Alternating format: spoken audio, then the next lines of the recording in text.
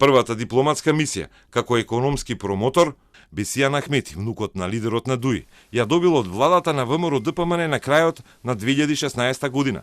Тоа стои на неговиот LinkedIn профил, но не може да се најде како документ од седница на влада, бидејќи во тоа време владата во состав ВМРО ДПМН и ДУИ го прогласуваше дневниот ред на седниците за класифицирана информација за интерна употреба.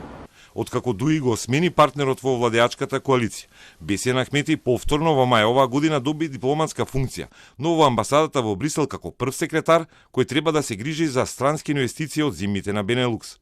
Пред да почне со дипломатскиот пробив во коалициските влади со неговиот чичко Али Ахмети, Бесијан заедно со братот, вториот внук на лидерот на ДУИ Али Ахмети, бил директор на Еверест џД. Оваа фирма има концесија за минерални суровини во Букојчани и лиценца за мала хидроцентрала во Кичевско. Дрина Ахмети, кој сега со 0 евра инвестиција стана собственик на 39% од Соравија центарот, на пресконференцијата рече дека неговиот брат Бесијан Ахмети одлучил да ја напушти Еверест на крајот на 2016.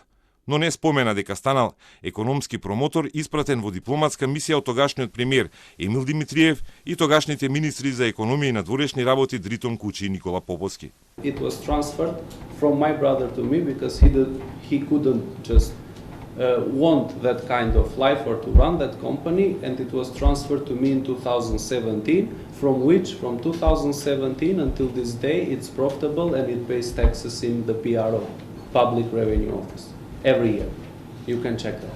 Сепак откако влезе во Соравија сделката, бизнис активностите на младиот Дрин Ахмети станаа главна тема на јавноста поради чичкото, а според сознание на Телма почнале и проверки на финансиските трансакции на неговите фирми.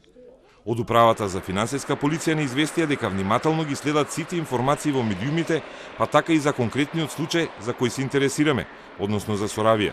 Ги земаме предвид сите индици и информации кои се објавени од сите страни и внимателно ги следиме состојбите. Од добиени информации и сознанија вршиме анализа согласно Законот за финансиска полиција и ЗКП и ќе доставиме соодветно образложение во писмен поднесок до надлежните обвинителства. Од финансиско разузнавање, кратко ни одговорија дека трансакциите кои се поврзани со купувањето на Соравија со кредитна линија од Крединсбанката од Албанија не се регистрирани од нивниот систем, ниту пак има некакво известување од странските финансиски разузнавачки агенции за сомнителен трансфер поврзан со Соравија. Тоа значи дека со сигурност таа сделка не поминала низ македонските банки. Обвинителството чека извештај од сите надлежни за да одлучи за отварање на предмет.